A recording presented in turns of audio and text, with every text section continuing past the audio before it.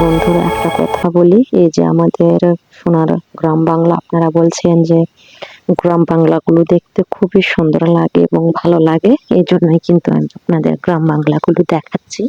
খুব সুন্দর করে দেখেন। তারপরে চলে আসছি। আমি ওই যে দেখাইছিলাম কোয়েল পাখি করছিলাম, পালছিলাম আমি। এগুলো সব উঠায় দিছি। এত ঝামেলা আমি একা বহন করতে পারতেছি না। এই জন্যে আমি উঠায় দিয়েছি।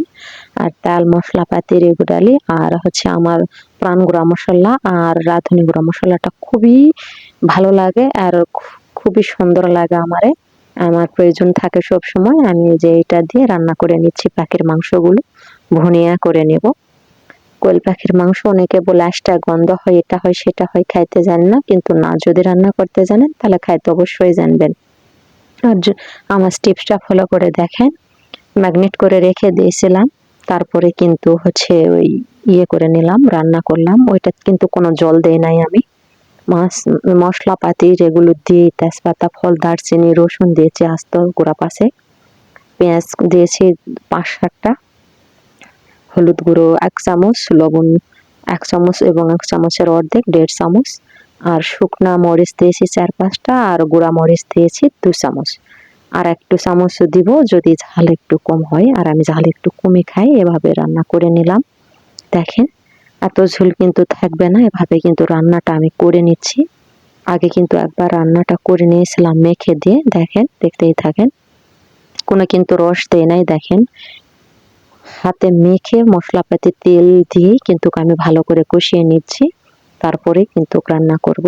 অতিরিক্ত পানি দিয়ে রান্না করতে যাবেন না, তাহলে মাংস বা তরকারি যেটাই হোক না কেন ফেকসে হয়ে যায়, টেস্টি লাগে না। অল্প পানি দিয়ে ভালো করে সুন্দর করে যদি কষায় নেন, তাহলে মাছ মাংসের ভিতর সবকিছু ঢুকবে। পরবর্তীতে গরম পানি অথবা ঠান্ডা পানি দিয়ে কিন্তু রসটা দিয়ে নিতে পারেন, অর্থাৎ গামাখা ঝোল। আর আমি কিন্তু এভাবেই করে নিয়েছি, আর এভাবেই করে নিব, আপনারা নেবেন।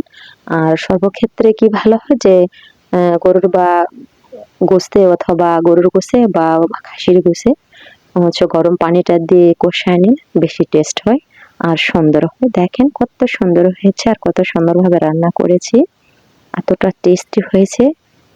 তো একবার না খেলে কেমনে বুঝবেন, আমি একা একাই খাইছি। সত্যি অনেক মজার। আস্তে কোনো গন্ধ নাই, কোনো কিছুই নাই। বগের মাংস মনে হয় একটু আস্তে গন্ধ হয়, কিন্তু ওই পাখিটার মাংস এতটা আস্তেও নাই।